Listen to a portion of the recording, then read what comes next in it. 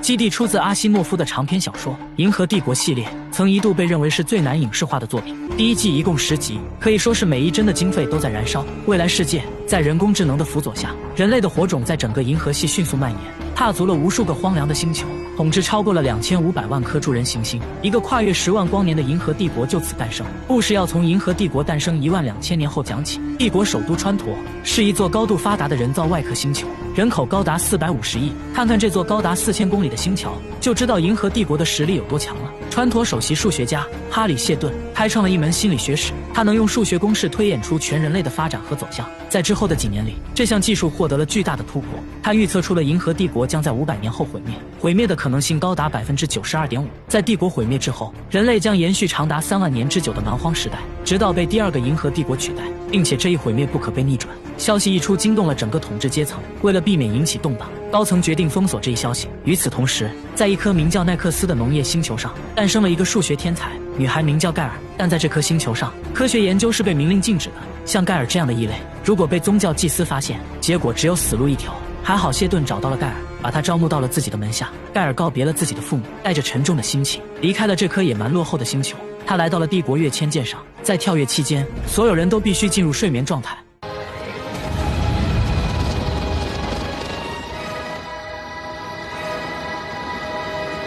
可在跳跃途中，盖尔意外苏醒，这在此前是没有发生过的。守卫只好给盖尔注射了镇定剂。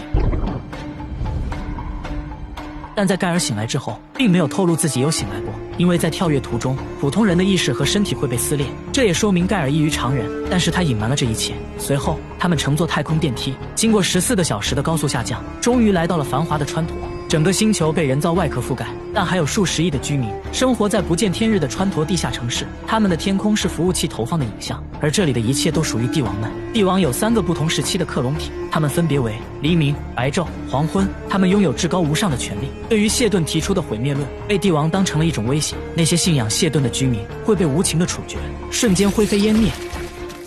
当黄昏兄弟实现到的时候，白昼兄弟就会取代他，而黎明兄弟就会取代白昼兄弟。这样的循环已经持续了4个世纪之久。丹莫尔是帝国的第一部长，负责协助国王管理事务以及处理一些军事冲突。安纳克里昂星和迪斯比斯星在不久前发生了动乱，帝国派出的特工在纷争中被杀死，因此他们将2个星球的使者找来问话，试图阻止全面战争的爆发。就在不久前，数学家哈里谢顿精准预测出了500年后，银河帝国将会遭遇一场不可逆转的毁灭，但国王却以叛国罪的名义，在整个星球居民的注视下，对谢顿公开审判。这时，谢顿提出了一个解决方案：既然帝国的毁灭不可被逆转，那就将3万年的蛮荒时代缩短至1000年。他将和10万名科学家一起撰写一部银河百科全书，让新的文明在1000年内迅速发展，取代下一个银河帝国，继续书写人类文明的辉煌。但国王依旧不肯相信谢顿，并且派出了1名特工，让他说服数学天才盖尔，指出谢顿心理史学中存在的错误。而盖尔在指证现场反对了国王，他坚信谢顿的预测是对的。国王无法接受这样的事实，当即决定处决2人。可就在这时，川陀的星桥和太空站同时遭遇了袭击。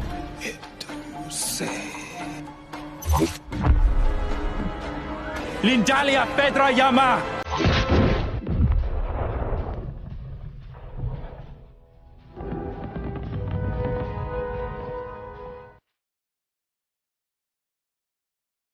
银河系最伟大的工程就这样崩塌了，连接太空站的星桥就像绞刑具一般缠绕了整个星球。川陀本身就是一颗人造外壳覆盖的星球，灾难牵连到了至少地表以下50层，伤亡人数超1亿人，这让国王气急败坏，又将谢顿和盖尔找来问话。谢顿表示他预测到了会发生这样的事情，但他无法确定会发生的时间，也不知道幕后黑手是谁，因为他无法预测个体的行为。而刚刚的袭击仅仅是个开始，国王意识到了危机，这次他听取了谢顿的解决方案，同意让他撰写《银河百科全书》，但为了避免引起不必要的恐慌，他们必须前往银河帝国的边缘星球端点星去完成他们的使命。可事情似乎没有这么简单，国王把他们分配到端点星，实际上就等于是被流放了。端点星距离川陀5万光年，可国王并没有给他们提供跃迁舰，所以他们要抵达端点星需要878天的漫长旅程。但为了整个银河系的未来，他们也顾不了那么多。没过多久，谢顿就带着他的团队踏上了前往端点星的漫长旅程。银河帝国的标志性建筑被摧毁。国王为了查出背后的主谋，派出了帝国第一部长丹莫尔，带领一支精锐小分队来到了一颗名叫艾菲拉的矮行星上。因为此处便是人体炸弹的制造基地，研究人员察觉到了异常，试图想要销毁数据，可还没等他们反应过来，他们就已经凉了。原来这种纳米人体炸弹可以成功避开安检，才得以让激进分子完成袭击。他们在研究人员的身上安装了一个神经刺激装置，但在询问后得知，他们和幕后主谋并无关联。此前，丹莫尔身体被碎片击中，但他的身体却没有流血，而是流出了一种有机液体。原来他是一个人工智能，也是川陀仅存的一个。黎明国王说他的同类都已经死了，可他却反驳道，他的同类并没有死，只是被人类销毁了，所以他尽力表现得像个人类。星条事件造成了上亿人的伤亡，还有数十万具尸体漂浮在太空中。身为白昼国王，他连子民的尸首都保不住，这让他情何以堪。于是他为了安抚民心，决定向安纳克里昂星和迪斯比斯星发动毁灭性的打击。虽然遭到了黄昏国王的反对，可悲剧还是发生了。这是一场宇宙级别的直播，残忍的处刑现场，两国大使的随从被一一处死，但他却放过了2位大使，让他们眼睁睁看着自己的星球被践踏，这比死亡更痛苦。白昼国王的举动让黄昏国王有点失望，而黎明国王也表示不理解兄弟的做法。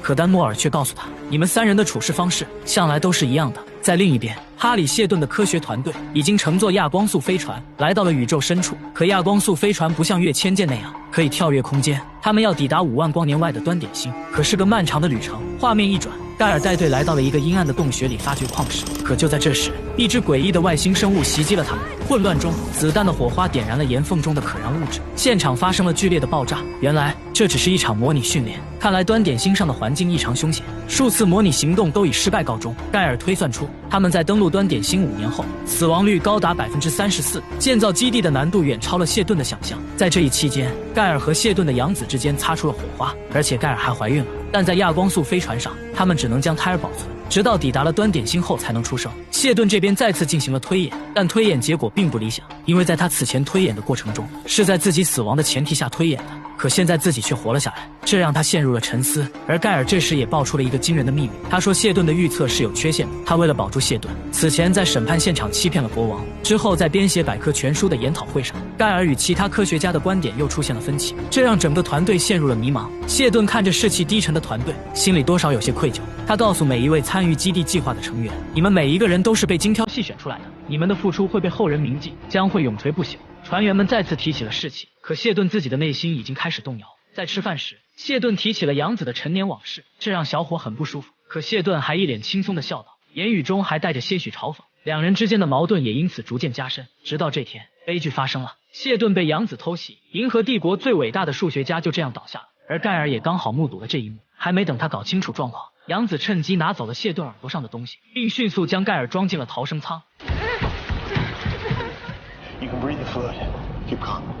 Remember to count primes. I love you. I'm sorry.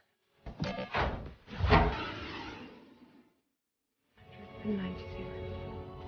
400年前，克里昂一世统治着银河帝国，川陀在他的带领下繁荣昌盛，但人总得经历生老病死，帝王也不例外。他的人生已然接近了尾声，但他怎么舍得放下这跨越10万光年的银河帝国？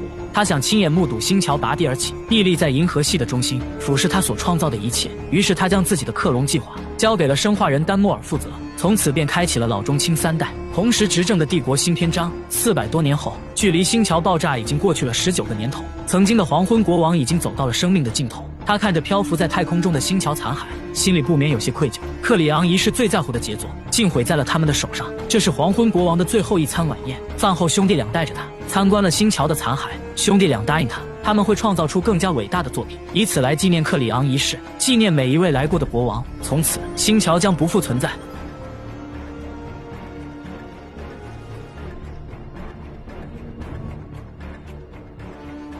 白昼国王即将取代他的位置，黎明国王则取代白昼国王，而新一代的黎明国王诞生之际，便是黄昏国王波伊归尘之时，他将接受电光火石般的洗礼。这就是帝王的最终归宿。时间又过去了17年，黎明国王也长成了新一代的帝国小鲜肉。在过去的几年里，基地殖民者抵达了端点星，虽然谢顿被刺死，但他早已预判了帝国的预判，而他自己的死亡也是预言中的一部分。他早在端点星上建造了一个穹隆，并且早已安排好了未来的一切。殖民者何时登陆，在何处建造基地，这些都在他的预测之中。但一定要按照规定的时间才能打开穹隆。除此之外，任何靠近穹隆的生物都会被一股神秘的力量干扰。不知情的人称它为神级文明留下的产物，也有人说它是帝国建造的监控站。因此，他们选择了一处距离穹隆较远的区域。他们将飞船拆卸，用它的框架和零件搭建了初期的基地庇护所。他们将在这颗贫瘠的星球上撰写出伟大的银河百科全书，寻找拯救银河帝国的方法。这个叫赛弗的女孩从小就对穹隆非常痴迷，长大后她成了穹隆的守护者。她的任务就是防止别人靠近穹隆，可总有几个调皮的小鬼趁赛弗休息的时间偷偷靠近了穹隆。他们将这里当成了挑战场，谁敢走得更近谁就赢。第一个小孩没走几步就被吓得屁滚尿流，可这时冒出来一个不服输的小孩，果然皮肤黑的小孩胆都比较大，他的结果可想而知。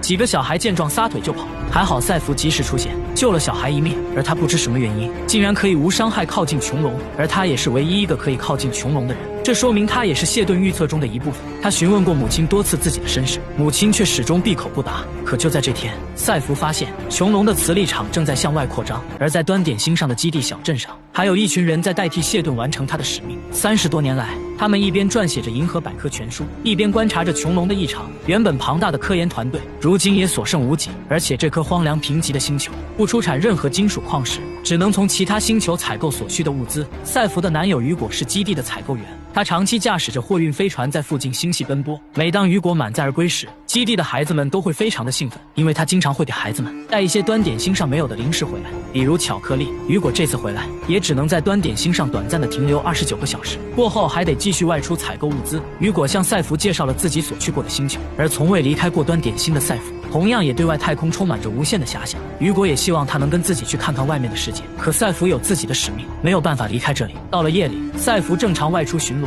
可当他来到穹隆附近时，从望远镜中看到了一个奔跑的少年。赛弗警告少年不要在夜间乱跑，可他还是头也不回地冲进了飞船残骸中。当赛弗追进船体内部时，少年早已跑没影了。可就在这时，他遇到了端点星上的土著怪物，这种怪物名为主教爪，但赛弗给他取了一个可爱的称号，叫做美宝。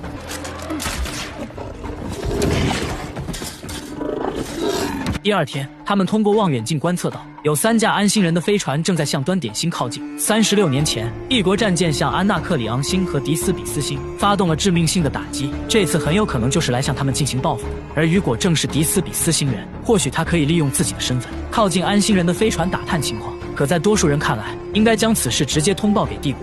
而赛弗作为端点星的守护者，他首先想到的是检查基地的武器库，可武器库里的装备都是一些破铜烂铁，基本都派不上用场。更糟糕的是，他们与帝国之间的通讯也被切断了。安星人这是要明目张胆地进攻端点星。危机关头，赛弗的母亲只好打开了谢顿的公式。或许与众不同的赛弗能够理解心理史学，从而推算出解除危机的办法。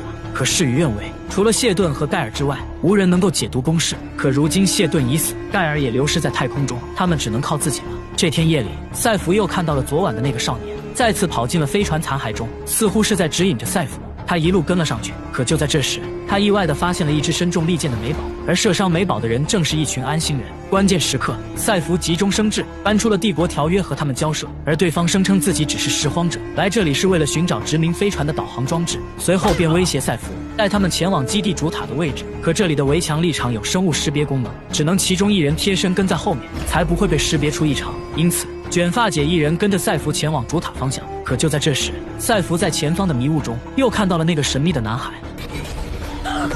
可对方却什么也没看到。突然，赛弗灵机一动，他以抄近路为借口，径直开向了穹隆。结果可想而知，卷发姐当场昏死过去。随后，赛弗将她带回了基地。基地现在面临着前所未有的危机，但没有帝国的指示，他们也不敢轻举妄动。可他们始终联系不上帝国，再这样耗下去也不是办法。于是，赛弗和雨果来到卷发姐面前，试图想要探出一些可靠的消息。可卷发姐的嘴很严实，不肯透露半点信息。最终，赛弗动用激将法打破了他的心理防线，卷发姐瞬间失控，飙起了一口流利的外星方言。她的内心像猛兽一样狂怒。赛弗从她身上看到了死亡的气息，不过也从她的口中听到了一些端倪。再根据她手中的弓箭推断出，眼前的卷发姐根本就不是什么拾荒者，而是统领安星人军队的大猎手。与此同时，安心人大军已将基地团团包围。谢顿的攻势只能预测出群体的行为，并不能预测出个人的命运。曾经有个帝王找过他，让他推测出新一代帝王的命运，可他也没有预测到新一代的帝王会是如此的软弱。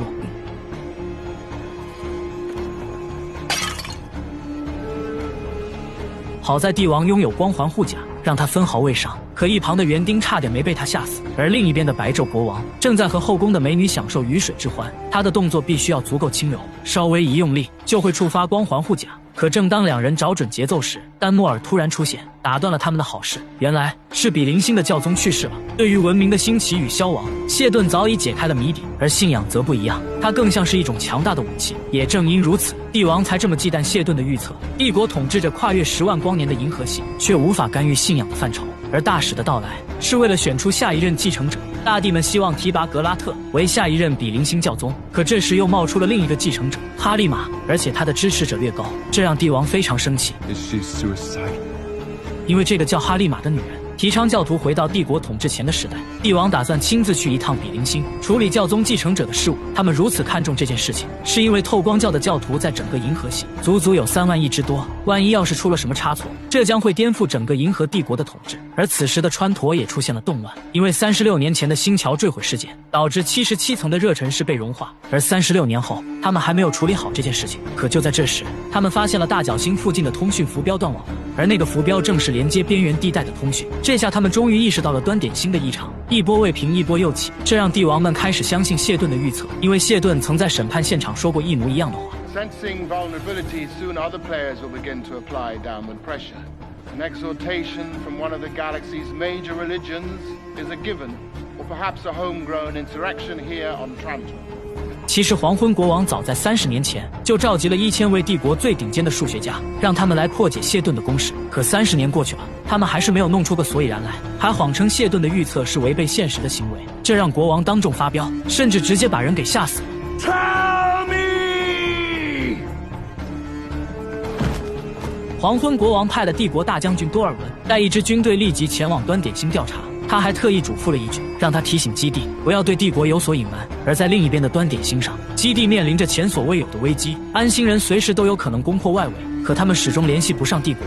于是赛弗集结了基地内仅有的几名战士，准备正面迎战。可就在这时，赛弗突然出现了幻觉，他来到了川陀图书馆中，在这里他又看到了那个神秘少年。为何幻象会接连出现？赛弗毫无头绪，但一定有他出现的原因。或许是穹隆给他的提示，可能解除危机的关键点就在赛弗身上。与此同时，安心人已经在围墙外架好了武器，准备攻破基地的屏障。他们坚持不了多久了。这时，雨果提议他可以乘坐飞船逃离，去其他星球求助，而这样的行为很危险，可能还没进入轨道就会被安心人击落。可雨果不顾自己的安危，执意要去尝试一下。就在这时，赛弗突然意识到穹隆肯定跟谢顿有关系，因为他在出现幻想时看到了川陀图书馆，而谢顿此前便是那里的馆长。在宇宙深处的某未知领域，一艘逃生舱缓缓映入眼帘。没错，他就是盖尔，在黑暗的太空中漂浮了30多年，直到现在他才被飞船捕获。因为逃生舱有冬眠功能，盖尔还是原来的样子，可他不知道自己身在何处。逃生舱内还有那把带有谢顿血迹的匕首，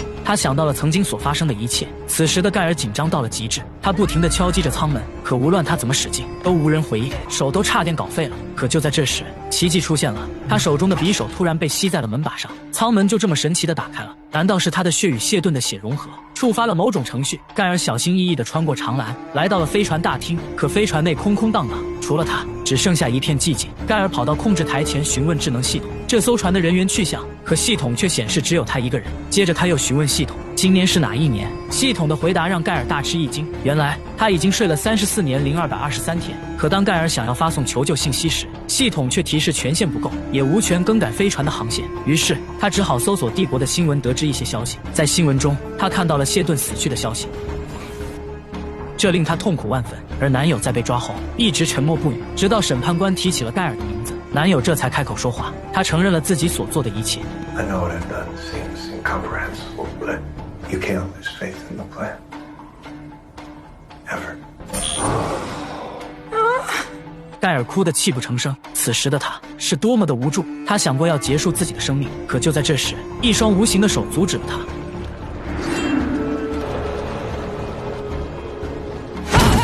仿佛间，他听到了老师对他说过的话。gives us ways to survive the destruction until the rebirth arrives. 盖尔瞬间换了个人似的，他重新换上制服。这一次，他脸上的无助变成了希望。盖尔利用自己的天才头脑，在没有权限的情况下，用浏览星图的方式忽悠智能系统，一步一步将自己的位置给找到。原来他在阿尔戈星区玉灵星流附近，接下来就该骗出航行方向了。 Until it's not you, stupid ship.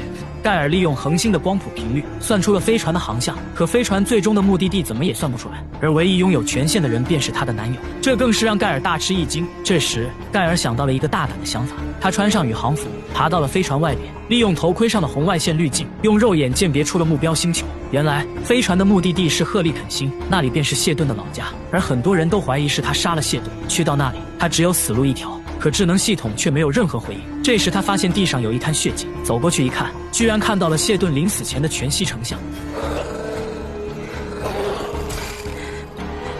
基地在围墙立场的保护下，暂时还算安全。可再怎么坚固的屏障，也承受不住持续的攻击。北边的一角即将被攻破，大战一触即发。危机时刻，天空中传来一声巨响，帝国跃迁进入了端点星的轨道。 救星终于来了，而安心人见此却不屑一顾。原来他们早就料到了帝国跃迁会来，这正是他们想要的。跃迁舰扫描了端点星的情况后，很快便发现了安心人的舰队。将军立即联系了基地，他们收到了基地的求助。可赛弗建议他们不要靠近，等弄清楚安心人的目的再行动。可将军却要把卷发姐带到跃迁舰上，他要亲自审问。可就在这时，安心人开启了信号屏蔽器，切断了基地的通讯。原来他们一直在监听通话内容。将军一说将卷发姐带来，他们就立即切断了信号，就是不想给赛弗做判断的时间。赛弗意识到他们肯定另有阴谋，随后便立即赶回了基地。可还是来晚了一步，人已经被带走了。他们把卷发姐带到了主塔里，准备送她去跃迁舰上。可就在这时，他启动了藏在眼睛里的脉冲干扰器。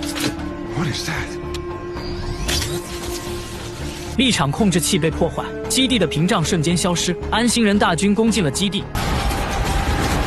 毫无抵抗力的基地居民只能四散而逃，死的死，伤的伤。与此同时，跃迁舰上的帝国小队也察觉到了异常，他们整装待发，将会在5分钟后登陆端点星。就在这时，卷发姐绑架了赛弗的母亲，关键时刻，赛弗成功救下了母亲，两人扭打在了一起。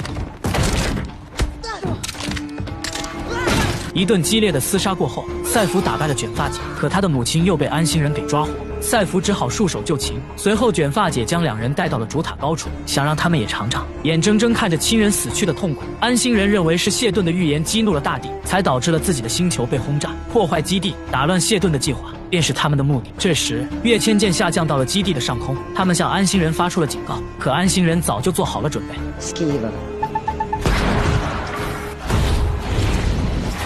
自带黑洞的跃迁舰就这样没了，基地30年来的努力也毁于一旦。第二天，安心人来查看飞船残骸时，居然发现将军还活着。他们活捉了将军。基地居民除了逃走的雨果和赛弗的父亲外，仅剩2个漏网的孩子，其他人全被俘虏。两人偷偷溜进了关押赛弗的房间，找准时机，无缝配合，成功救下了赛弗。安心人目的果然是深藏不露，他们先是切断了通讯，紧接着进攻基地。等跃迁舰赶到端点星后，又千方百计让他们靠近地面，最后使用早已准备好的高速导弹摧毁了跃迁。而如今，他们又想让基地的科学家们修复那艘摧毁的跃迁，他们想要占为己有。那么他们的下一步计划将会是跳跃到川陀，完成他们的复仇计划。赛弗怎么也没想到，竟然是这2个导弹鬼救了自己。他们将赛弗一路拖着来到了地热隧道，顺便还吐槽了一下赛弗的体重。这时，有个小孩提起了无敌战舰，赛弗很意外，他们是从哪听到这个名字的？原来他们在营救赛弗的时候，在基地里偷听到了安心人的对话。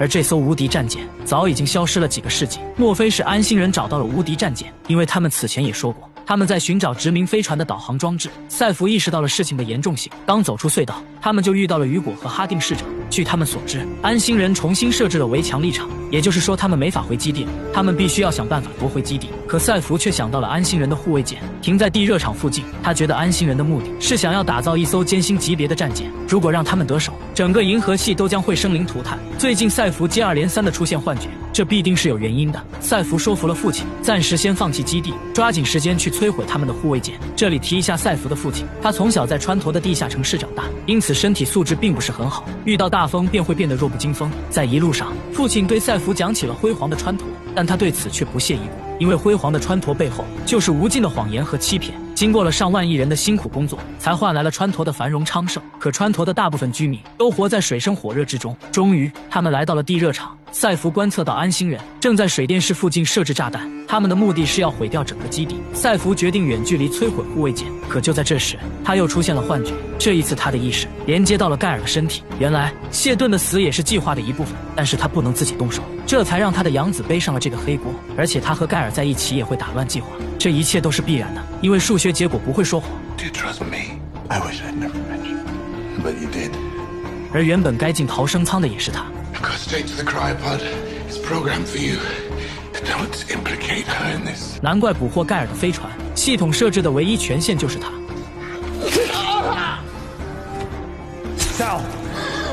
赛弗醒来后，安星人发现了他们，地热场瞬间乱作一团。而这时，市长却偷偷绕到了另一边，准备做点什么。安星人的火力全部集中到了赛弗和雨果身上，却没有注意到身后的老市长已经抱着炸药奔向了护卫舰。可在关键时刻，安星人还是发现了他。赛弗远距离清理掉了旁边的小兵，可市长最终还是倒下了。在生死关头，他引爆了炸药。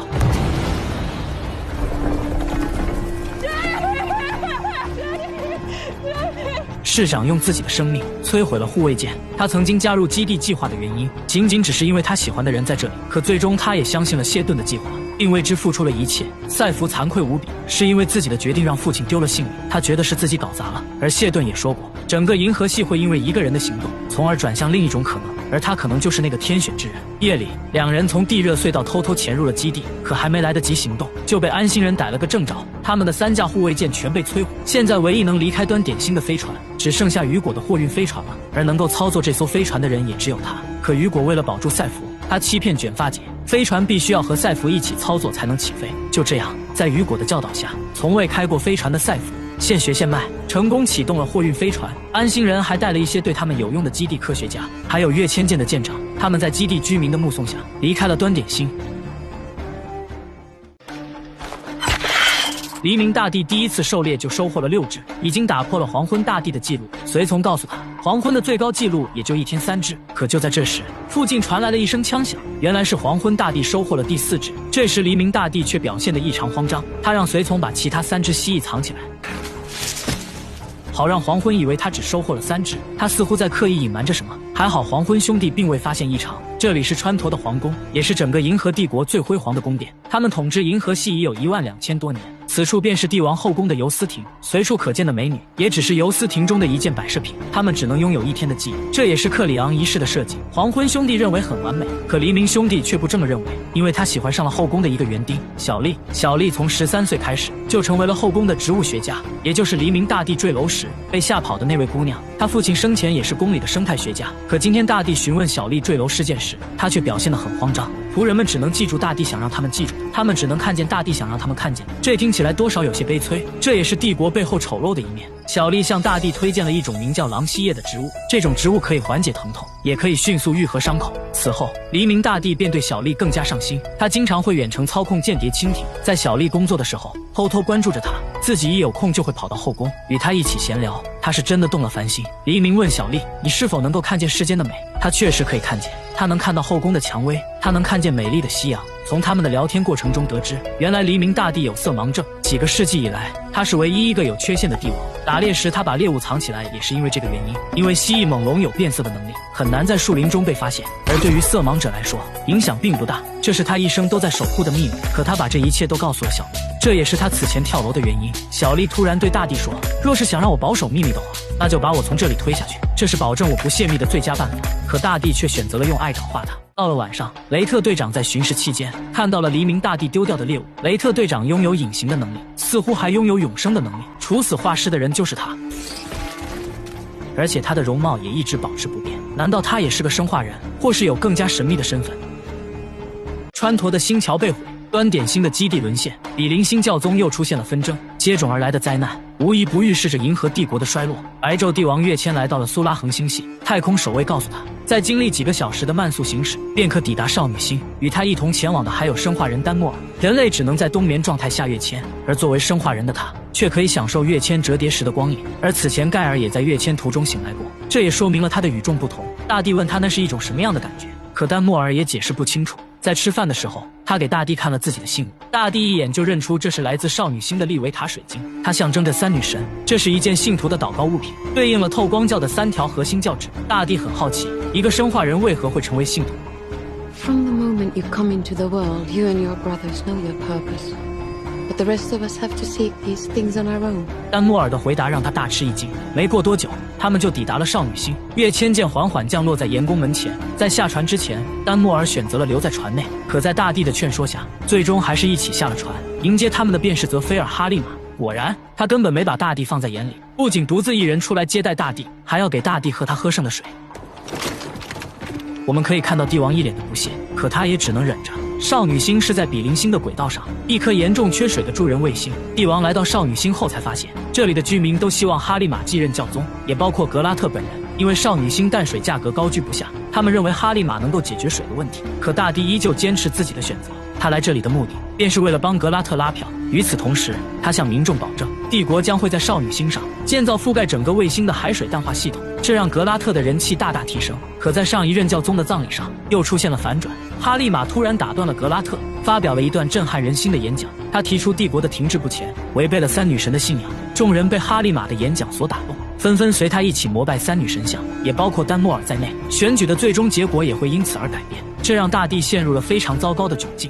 这个星球也曾有过辉煌的时代，可如今他们只能靠养殖藻类和捕鱼为生。盖尔就出生在这颗星球上。纳克斯因为气候的原因，海平面每天都在不断上升。不久之后，奈克斯将会变成一颗水球。在这颗星球上，一切有关科学的研究和活动都是被明令禁止的。他们不再依赖科学，而是为信仰的觉醒而活着。他们认为海水的上涨是对沉睡者的警告，只要他们克服这个挑战，就有资格迎接他的觉醒。盖尔是先知教会中的一名使者，能够成为教会的使者，是每一对父母的骄傲。盖尔的父母也不例外，就好比我们考上清华北大一个概念。可恶劣的气候让他们越来越难生存。在某天夜里，盖尔和2名先知来到了一所废弃的大学，来查看是否存在违禁的活动。废弃的学校竟然还有灯光，这明显是有人的。3人分头行动，寻找异端人士。好巧不巧，盖尔在房间内看到了有人在急匆匆地收拾书籍，原来是索恩讲师。他也知道盖尔成为了一名侍者，而侍者眼中的异端人士便是像索恩这种不愿遗弃知识的人。盖尔劝告他立即离开这里，因为先知认为此地有违教义，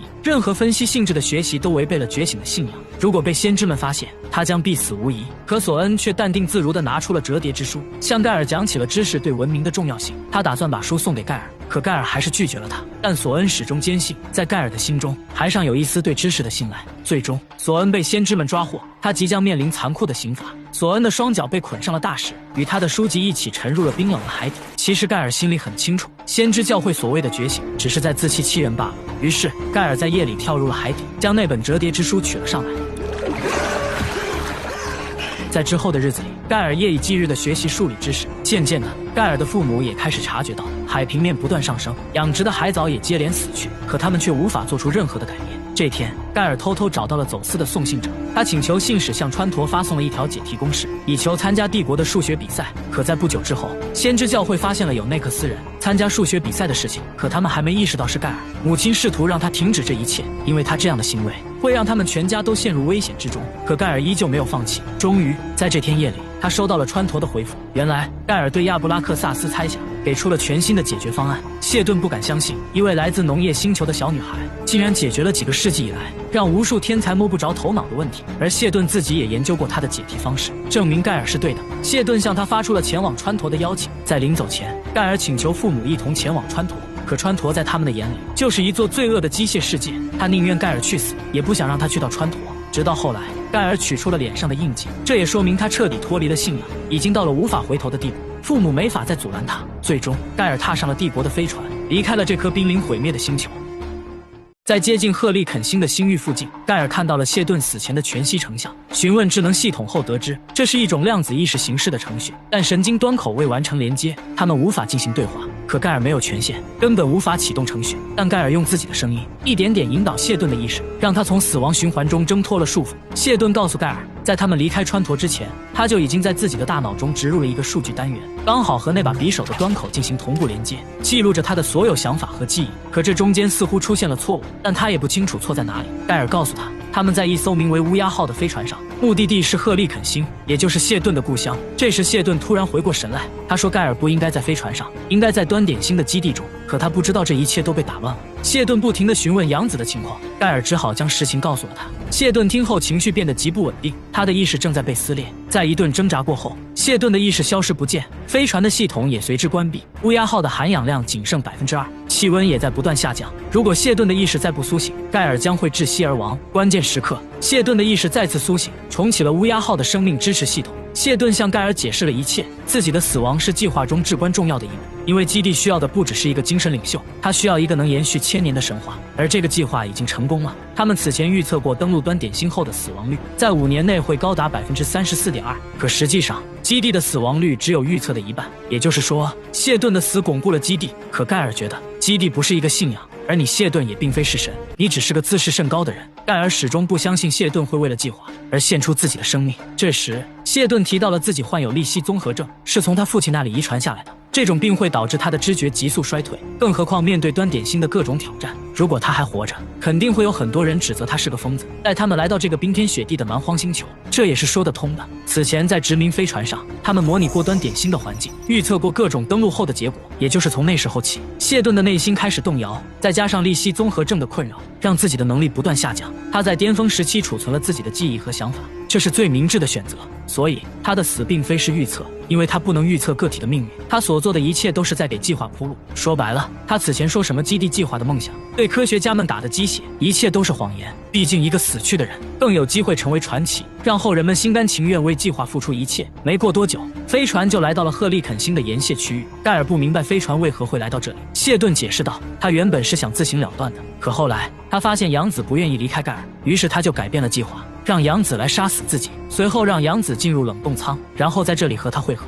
可盖尔突然闯入了房间，打乱了原本的计划。如果杨子在这个时候逃走，他们肯定会将盖尔处死。于是他让盖尔代替自己来到了飞船上，这一切都是因为他很爱盖尔。盖尔无法接受这样的事实，他认为是谢顿欺骗了他们，利用了他们。可谢顿却说道，当你解开亚布拉克萨斯猜想的那一刻起，你就已经接受了这个角色，因为他公开报名了数学竞赛，他明知道这会让自己的父母带来危险，可他依旧来到了川陀，这是盖尔自己的选择。可如今盖尔的男友已死，自己又阴差阳错的来到了这里，他将这一切都归咎在了谢顿的身上。可谢顿又开始质疑盖尔当初为什么要闯进房间，而不是继续在游泳池游泳，因为他平常都不会在那个时间段结束训练。盖尔终于说出了自己的秘密，因为他在游泳池中感觉到了一种不祥的预感，这种预感没有画面，更像是身体上的一种冲动，也就是说他的身体会在他的意识之前预测到危险。比如在星桥坠毁之前他就有过预测，在跃迁舰上特工还未开口，他就知道了对方想说的话。就在这时，一颗陨石碎片击穿了船体，可盖尔却提前预判到了，这就是谢顿无法预测的事情，他不能预测出何时会发生，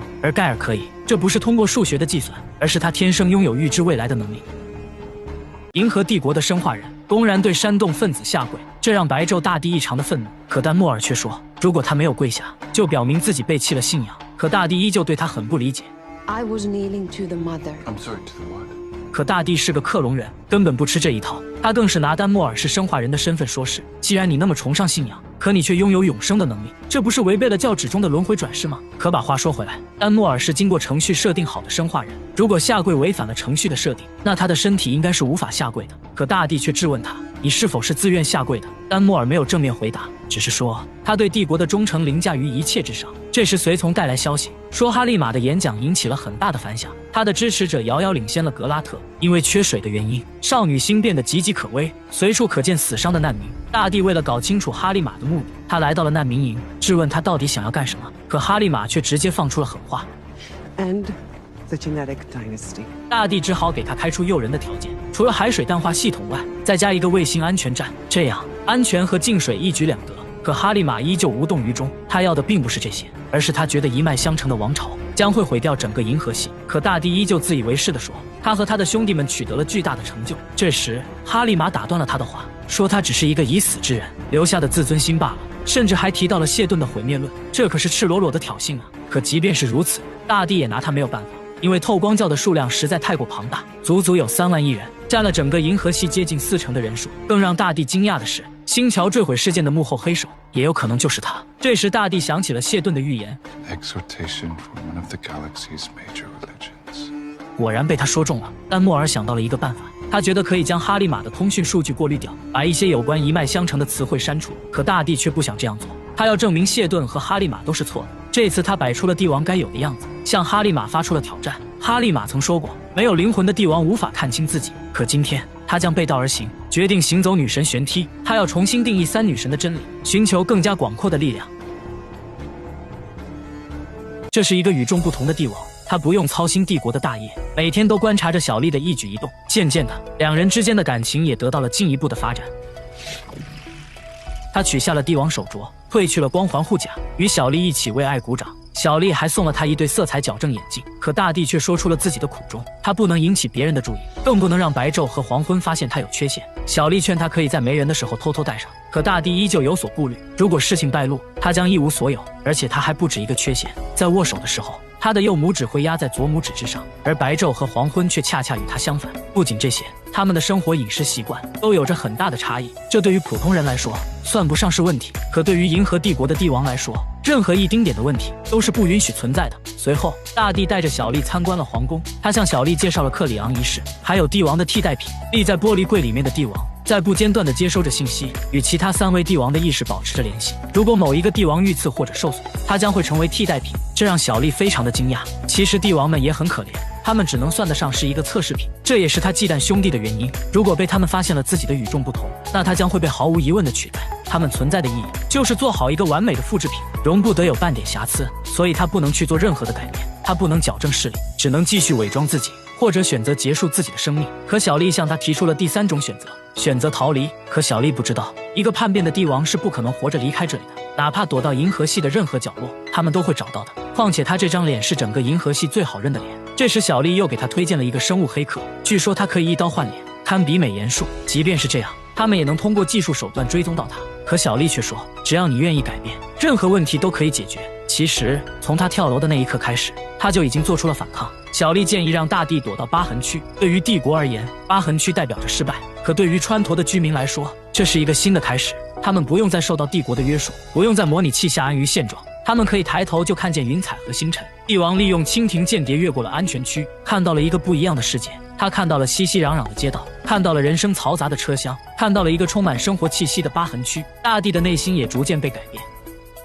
这是一条长达170公里的朝圣路，朝拜者将挑战人体的忍耐极限，没有食物，没有水，且朝拜的人群不得中途休息，更不能携带任何非自然形成的物品。帝王也不例外，他必须取下帝王手镯，褪去光环护甲，甚至连体内的纳米机器人都要取出来。帝王将以凡人之躯挑战女神的考验，如果他中途放弃或失败，煽动分子便会更加放肆，所以他只能成功，不许失败，因为他象征着整个银河帝国。在临走前，他把丹莫尔手链上的盐晶取了下来，这也是他唯一能携带的物品，犹如丹莫尔一如既往地陪在他身边一样。一路上，帝王看到了半路死去的朝拜者，还有中途放弃的弱者。朝拜者们不可以双膝落地，他们要么用尽力气爬到旋梯的中央，要么面对死亡的审判。可有史以来，能抵达旋梯中央的朝圣者寥寥无几。帝王在路上遇到了一位老者，老者告诉他，女神旋梯会让人产生错觉，让人误以为自己已经走了很远，可实际上并没有走多远。他们应该一步一个脚印，心怀信念，放慢脚步，跟着女神的指引走完剩下的路。原来老者来自一颗名叫尼沙雅的工业星球，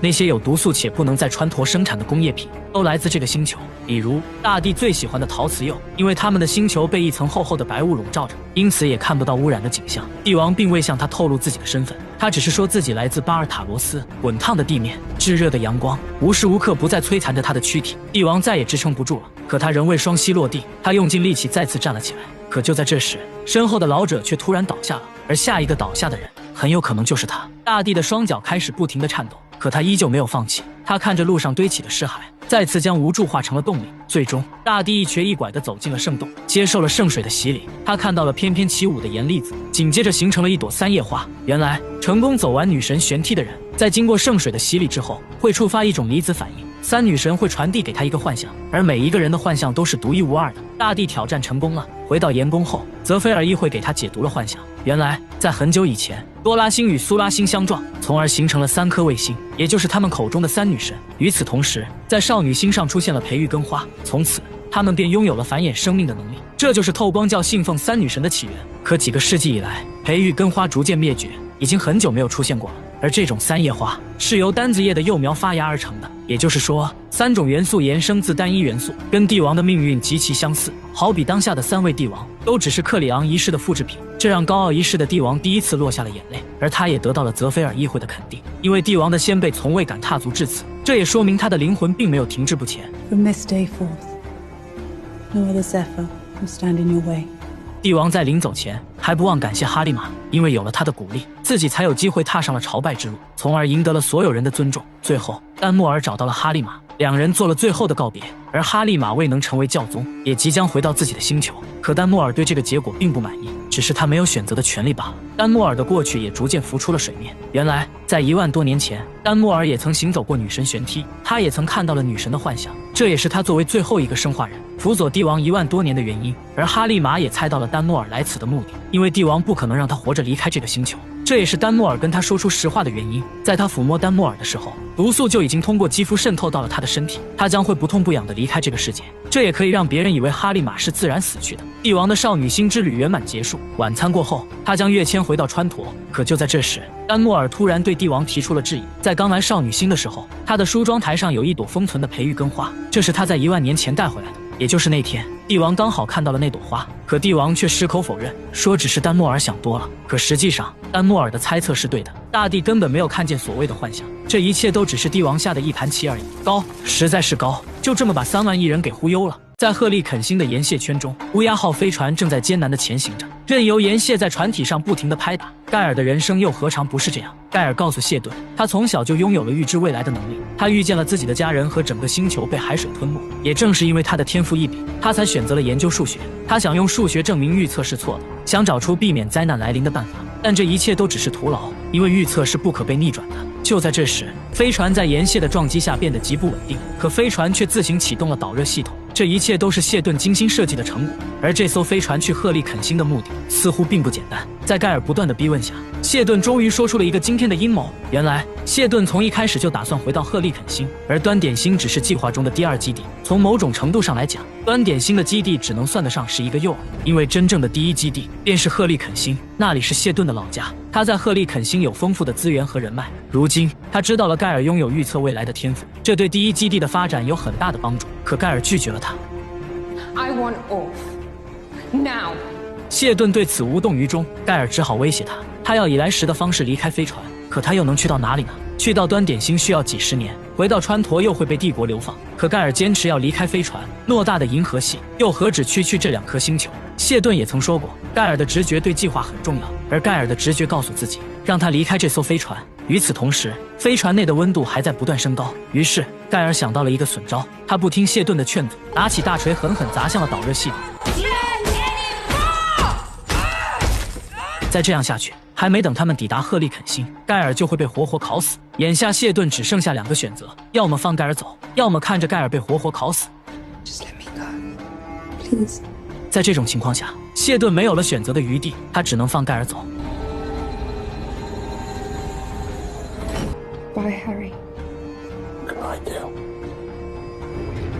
盖尔再次躺进了来时的逃生舱，而乌鸦号飞船也在岩蟹圈中烟消云散。盖尔选择了最终抵达的目的地，是他的老家辛纳克斯，而航行时间需要138个帝国标准年。盖尔又踏上了一场漫长且孤独的旅程，这是一场1万米高空的跳跃，他们必须躲避一切障碍物，如果不小心被撞击，将会万劫不复。在基地战役过后，安星人带着赛弗和雨果，驾驶着货运飞船来到了安泽星带，这里一片死寂，毫无生命的迹象。曾经这里也是炙手可热的矿区，如今却只剩下那些锈迹斑斑的设备。没有了帝国的技术支持，这一带的矿机便不再运转。也正是从那时候起，雨果就开始了太空司机的生涯。可卷发姐却恶语相向，说他抛弃了自己的同胞。雨果却说，少了他一个抢夺资源的人。安星人来这里的目的不是为了资源，而是为了消失700年之久的无敌战舰。这艘无敌战舰是托雷安大帝的舰队中最顶尖的一艘战舰，它代表着一个时代最强大的武器载体。它从不在一个地方出现2次，但整个银河系都流传着关于它的传说，而安星人却在这里找到了它。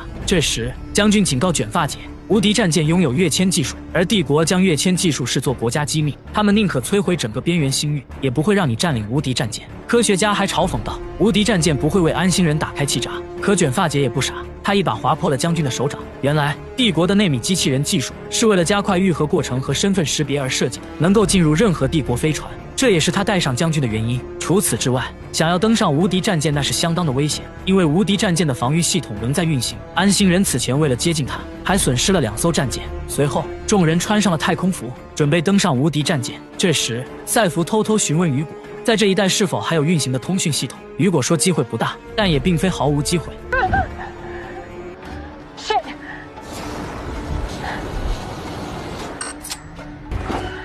赛弗成功降落在了战舰上，可雨果的推进器出现了问题，赛弗只能眼睁睁地看着他飘向了深邃的太空。没过多久，他们就来到了气闸舱前。可就在这时，战舰的防御系统被触发，熔岩巨炮对着他们就是一顿扫射。只有他们打开门，防御系统才会停止攻击。众人掩护将军靠近气闸舱，在关键时刻成功打开了舱门。门一打开，卷发姐就一枪解决了将军。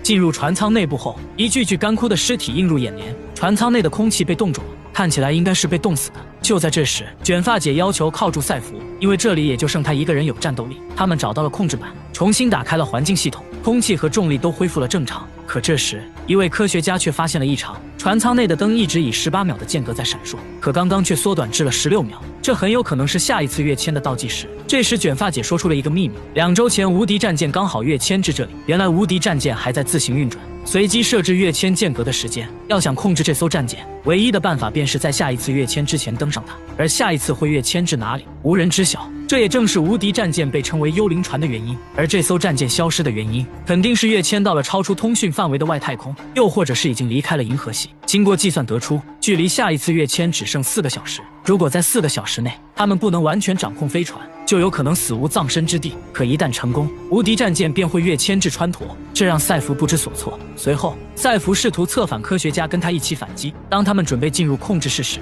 赛弗发现了异常，及时拉住了科学家，要不他就直接撞死在了能量屏障上。作为一名守卫者，对此他非常熟悉，而他也是唯一能够消除屏障的人。他要求卷发姐给他打开了手铐，可他却不知道，赛弗的心里打着小算盘。他重新设置了系统的信息，成功消除了屏障。就在这时，赛弗和所有科学家一起试图造反，可结果却是损失了几名专家。卷发姐想要结果赛弗，可手下却阻止了他，因为他们需要赛弗来帮他们化解危机。只要他们成功控制战舰，重新设置导航，他们将会直接跃迁至川陀，让川陀也遭受和他们星球一样的灾难。To bring the Empire to its knees.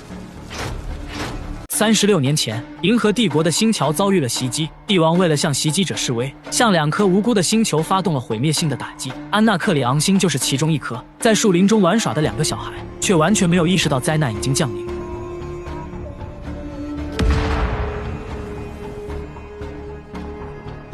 帝国的打击摧毁了安纳克里昂星半数的生命，而那个幸存下来的小女孩便是卷发姐。所有幸存下来的安星人，浑身上下都烙印着无数的伤痕，他们活着不为别的，只为复仇。复仇的信仰支撑着卷发姐，让她活到了预估寿命的3倍之多。现在，她又找到了这艘无敌战舰，必然是复仇的最佳时机。赛弗试图说服他放弃复仇，如果他们再次攻击川陀，那么整个外围星域都会遭到帝国的报复。但卷发姐可顾不了这么多，他执意要让赛弗将跃迁地点设定至川陀。赛弗没有办法，只能照办，因为所有基地居民的性命都掌握在安星人的手中。Destroy Trantor, and maybe, just maybe, your precious foundation survives what comes after. 距离下一次跃迁仅剩30分钟，可就在这时，战舰的武器系统被激活，他们无法进入控制舱。时间紧迫，赛弗只好硬着头皮吸引火力，配合卷发姐摧毁了武器。可在控制舱门打开的一瞬间，赛弗捡起地上的枪立马反击，并将卷发姐挡在了门外。可他们很快便会攻破大门，赛弗只能抓紧时间重新设定跃迁地点。来到这里才发现，无敌战舰的舰长居然是死于自杀，控制台上还写有 EXO 的字样。EXO 代表着外部威胁，难道是指银河系外的威胁吗？不知道他们到底遭遇了什么，可他们来不及多想，只能迅速找到控制航向的独立舱，才有机会更改下一次跃迁的地点。控制室内有4个独立的控制舱，2个是武器系统，一个是推进系统，那么另一个肯定就是导航座了。距离跳跃只剩20分钟，战舰开启了传送协定。这时，科学家瞬间茅塞顿开，原来这艘战舰没有太空守卫，船员必须在跃迁前自行进入睡眠状态。在帝国还没有统治太空族之前，跃迁舰上都配备了大脑处理能力特别强的人。因为折叠空间不仅仅是科学，它也是一种直觉，所以它需要活人来导航，从而进行认知跳跃。为了基地的未来，赛弗决定自己来做这个导航人。他要带着无敌战舰回到端点星，距离跳跃只剩最后5分钟。卷发姐还在试图攻破控制舱的大门，赛弗的举动遭到了科学家的反对，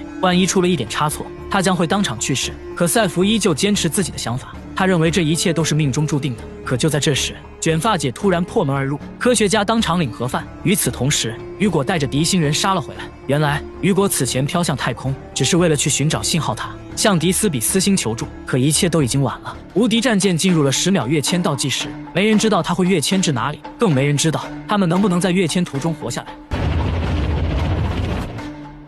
无敌战舰跃迁至了下一个地点，与众不同的赛弗在跃迁途中果然安然无恙。可让赛弗没想到的是，他们竟然跃迁至了端点星的轨道。原来是科学家利用自己的身体做导航，从而进行认知跳跃，才把无敌战舰带回了这里。赛弗急忙联系了基地指挥部，可基地那边却无人应答。赛弗心里有种不祥的预感，肯定是基地出了什么事情。就在这时，他看到了敌星人的飞船也跟了过来，应该是在跃迁时被带入了量子尾波，所以他们也一起跃迁过来了。可敌星人也依旧没有回应，赛弗被困在了战舰上，而且很有可能会再次跃迁。正当他不知所措的时候，无意间看到了窗外的货运飞船，赛弗的心里产生了一个大胆的想法，他在没有牵引绳的情况下跳跃到了货运飞船上。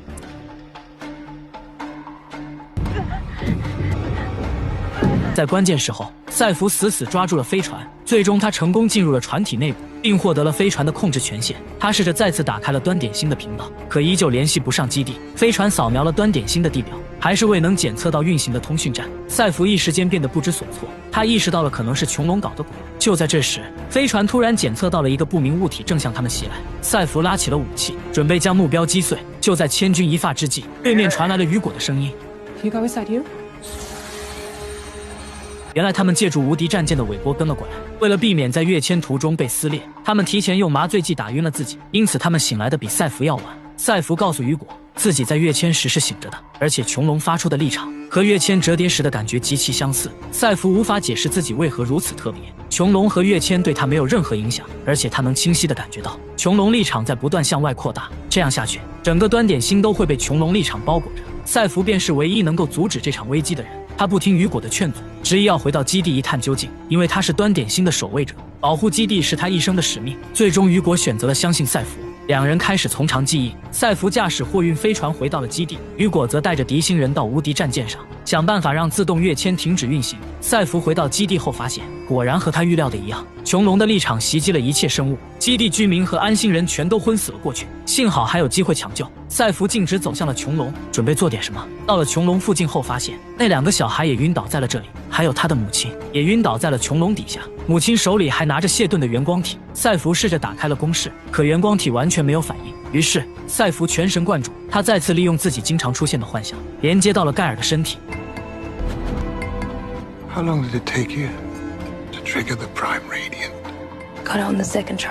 最终，赛弗成功打开了公式。与此同时，穹隆也做出了反应，他褪去了黑色的金属外壳，形成了2道透明的水晶体。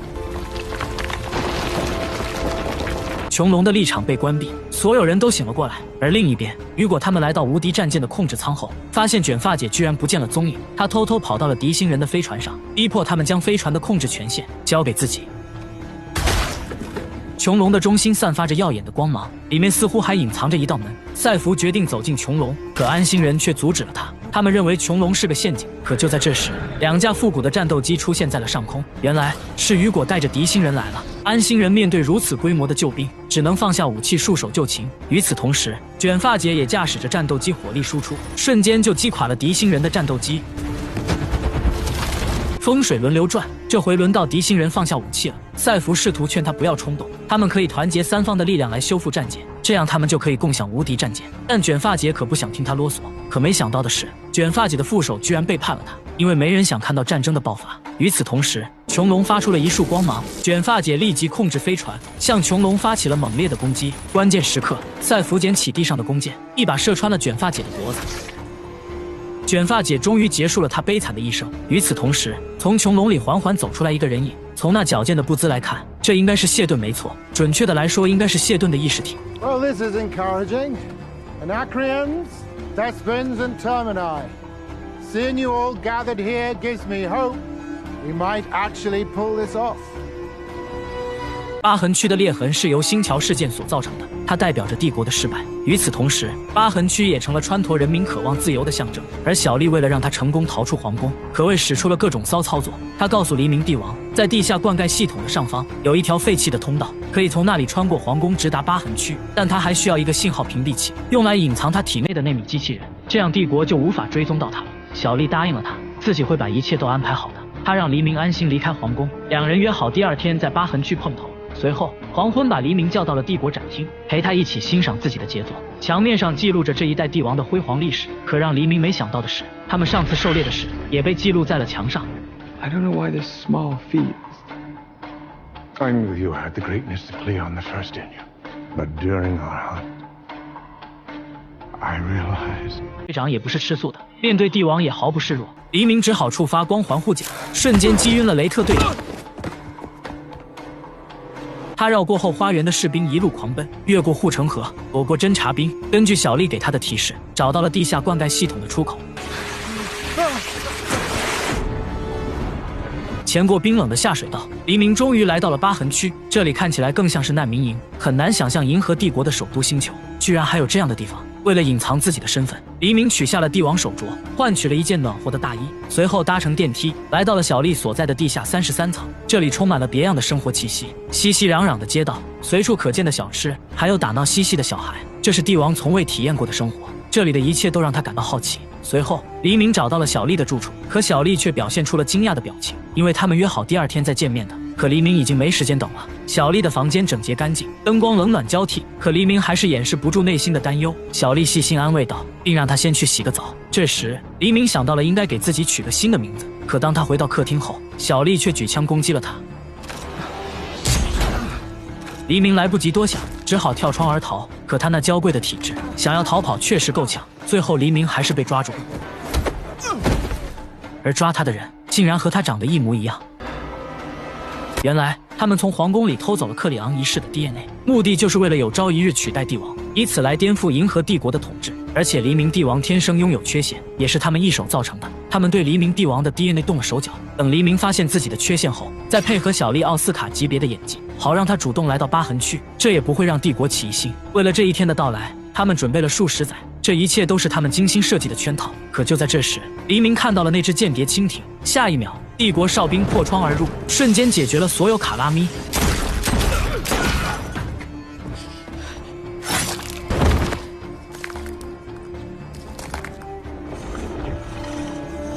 原来黄昏早就发现了这一切，他故意放走黎明，便是为了将他们一网打尽。小丽因为演技超群而被逮捕，而黎明也将为他的懦弱买单。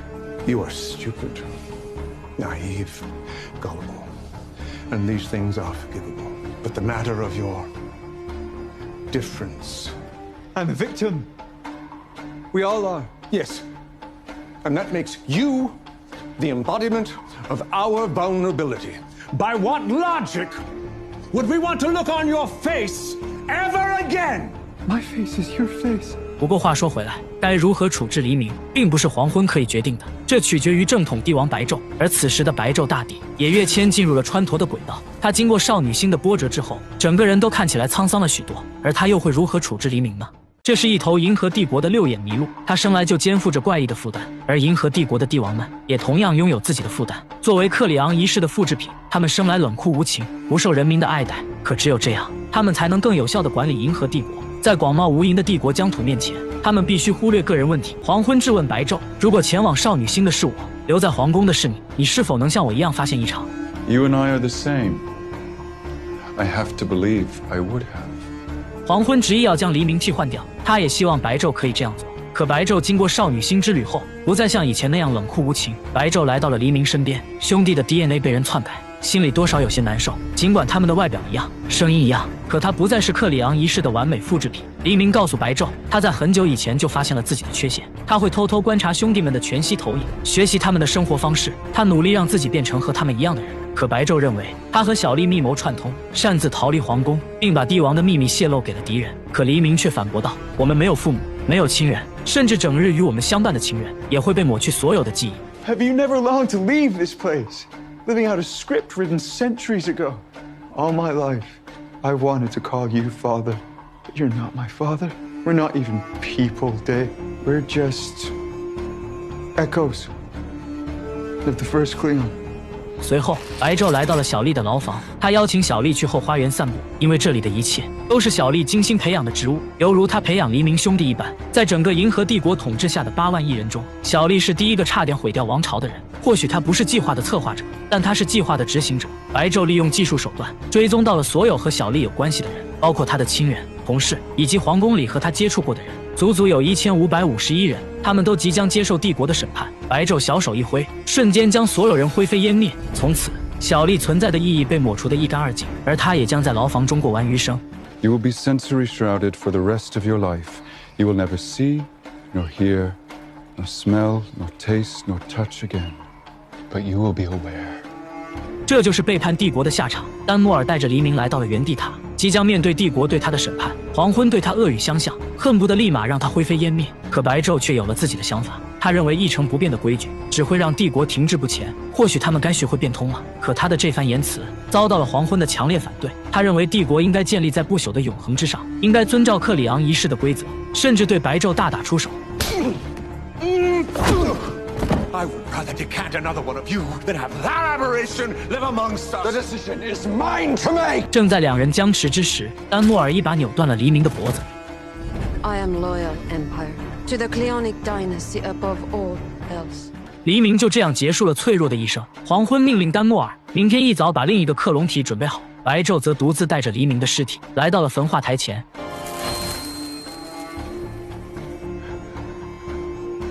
可就在这时，雷特队长带来了一个更加让他绝望的消息：反动分子密谋时间比他们想象的还要早，范围比他们预估的还要大。也就是说，所有备用的克隆体都不再是纯正的复制品。更可怕的是，连白昼自己都有可能被动了手脚。这下白昼终于憋不住了，他拿起了一旁的烛台，狠狠砸向了克里昂仪式的玻璃棺材。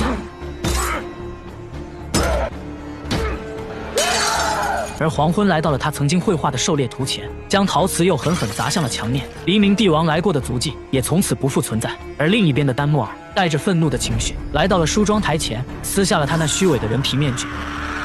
有人说，入睡是一种信仰的飞跃，在梦里，我们的意识可以四处飘散。谢顿这个神一般存在的男人，他将这一点做到了极致。30多年前，在一艘殖民飞船上，谢顿吞下了一颗药片，上面载有数百万个自我复制的分子机器。在他死后，他的棺材被弹射到了太空中。这时，他体内的机器开始分解重组，机器循环再生元素，并开始在太空中收集材料、冰晶、微流星体等物质，从而组成了穹隆的内部结构。也就是说，穹隆不仅仅是谢顿的墓碑，更是谢顿的本体。它绝非偶然，而是一场精心设计的计划。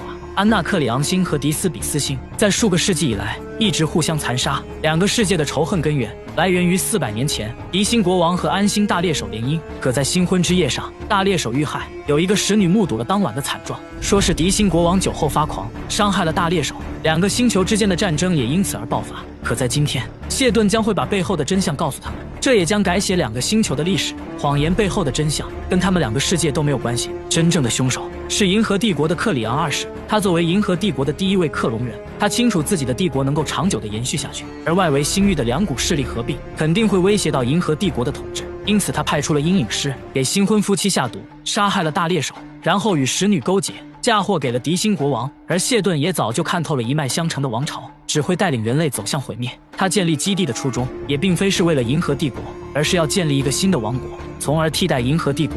只要他们愿意放下仇恨，与基地结盟，他们便能与帝国抗衡。更何况他们还拥有一艘无敌战舰，而这也仅仅只是个开始。他们将在端点星上建造出更多的星舰。谢顿在此前的审判现场说了谎，欺骗了所有人。他早就计算好了这一切。赛弗的母亲对谢顿非常失望，难道他们所付出的一切到头来都是毫无意义的吗？谢顿告诉他，他们为基地所付出的一切并非毫无意义。他让你们逃离了帝国的控制，他让你们变得更加坚强，但基地从来都与保存知识无关。编写银河百科全书只不过是个幌子。第一批基地殖民者拥有的品质对于新文明的诞生至关重要，这也正是他带这么多科研人员的原因。而安星人和狄星人是在帝国的报复之下幸存下来的人，他们同样都是被帝国抛弃的人。如果大家结盟，就代表着我们还有未来。人类的历史也是一个不断更迭的故事，只是在一脉相承的统治下，这些声音逐渐被抹除。因为帝国只允许存在一个故事，如果继续让帝国延续下去，人类的未来只会走向灭亡。可他们现在面临的问题是，一旦帝国察觉到了异常，便会立即赶来端点星，将他们扼杀在摇篮里。这时谢顿提出了一个损招，只要他们利用无敌战舰跃迁至主恒星附近，在保持端点星在子空间的前提下，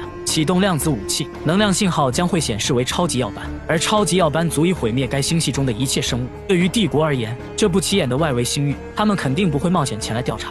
也就是说，只要他们不离开外围星域，帝国就不可能察觉到他们的存在。赛弗质问谢顿：“你是否一直监视着基地？”可谢顿告诉他并没有，哪怕他拥有强大的意识，也无法承受这孤独的摧残，他只会在被唤醒的时候醒来。而他这次觉醒就是被安心人激发的，也就是穹隆立场向外扩张的时候，赛弗经常出现的幻想，也并非是谢顿传送给他的。Whatever messages you've been receiving, I assure you, they haven't come from me.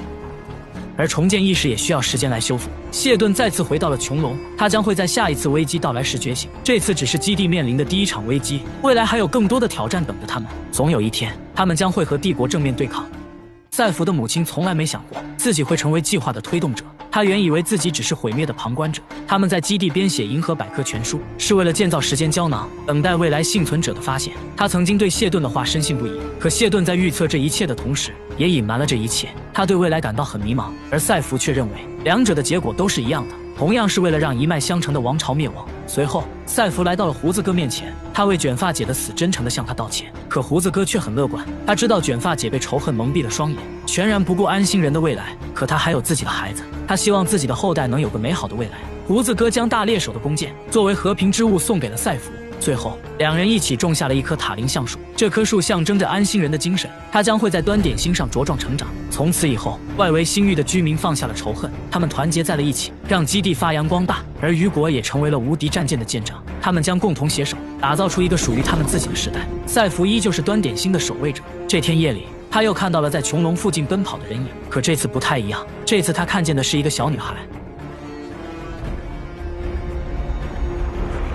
赛弗似乎想到了什么，他找到了母亲，再次询问自己的身世，为何自己会如此的特别。母亲不再对他隐瞒，将所有的事情告诉了他。赛弗就是盖尔留在殖民飞船上的胚胎，而他经常看到的幻想，正是他父母的记忆碎片。此前在川陀图书馆看到的小男孩，就是谢顿的养子；刚刚在穹隆附近看到的小女孩，就是辛纳克斯的盖尔。而赛弗也意识到了，盖尔肯定还在太空中漂流，他决定要去寻找自己的亲生母亲。母亲没有阻拦赛弗，而是将谢顿的光源体交给了他，让赛弗把他交给盖尔。赛弗为了不让雨果担心，独自来到了货运飞船前。可就在这时，雨果出现在了他的身后。其实雨果也早就预料到了这一天迟早会到来。